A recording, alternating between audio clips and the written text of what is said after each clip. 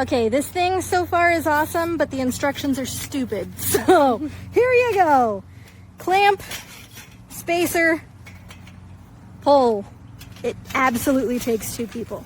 There's a line on the B part that lines up with your trampoline.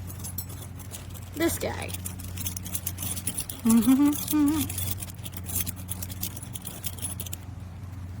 Okay, this goes through. Screw, screw, screw. It's not very appropriate.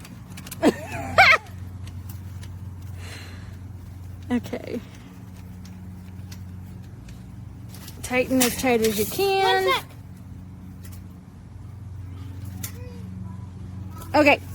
No. And now the second part. So the difference between the A and the B part, this part has a little lip. I'm doing a video. This part has a little lip. So you put that one towards the bottom so that it can keep the plant from sliding down. Spacer. Like so.